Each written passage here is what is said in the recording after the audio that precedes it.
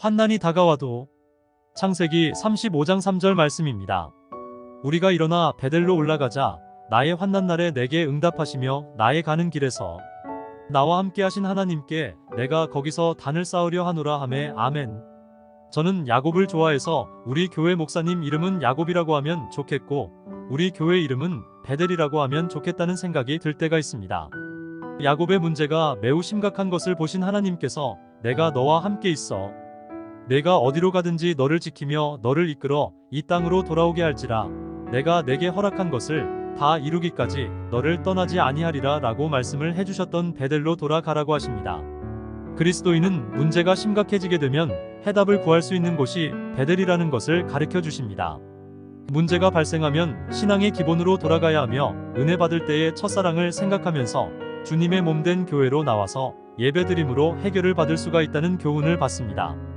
오늘 저도 이 말씀을 묵상하면서 처음 은혜 받은 때를 생각해보니 참으로 겸손해지게 되며 덤으로 사는 인생이라는 것을 다시 깨닫게 되고 이제는 주님의 영광만을 위해서 살아야겠다는 결단이 생김을 봅니다.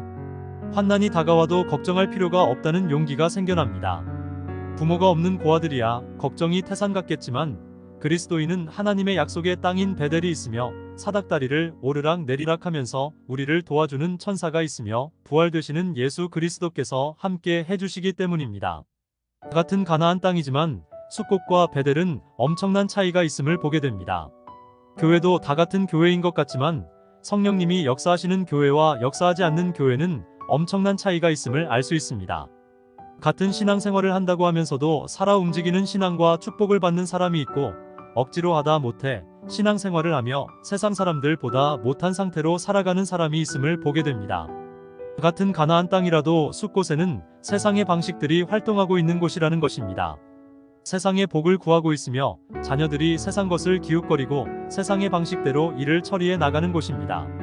그러한 곳에는 하나님의 도우심과 평안은 없고 문제만 계속 생겨나는 곳이 됩니다. 그러나 베델은 평안이 가득한 곳임을 알 수 있습니다.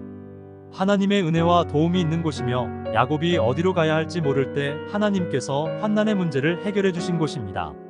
즉 예수 그리스도께서 우리의 베델이 되어 주십니다. 수고하고 무거운 짐진 자들은 다 예수님에게로 오면 편히 쉬게 해주시는 베델이 되어주시는 것입니다. 아직까지도 많은 우상을 가지고 숫곳에 거하고 있던 야곱의 식솔들에게 베델로 가야 살 수 있다는 해답을 주시고 계십니다.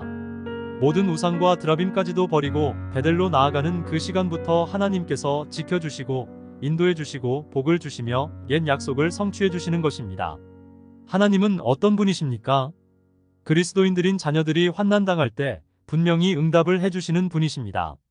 베델인 예수님께 발걸음을 옮기는 즉시 삶의 문제가 평안해지는 것입니다. 세상이 줄 수 없는 평안을 허락해 주십니다.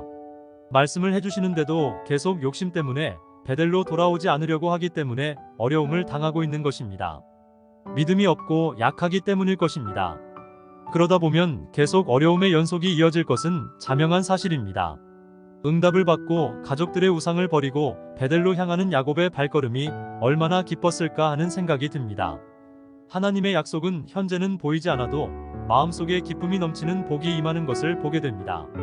혹 하나님의 길에서 방향을 잃어버려 어려움이 다가와도 환난날에 건져주시는 하나님의 약속을 믿고 베델 되시는 예수님께로 돌아가서 단을 쌓고 예배드리는 자녀가 되기를 소원합니다.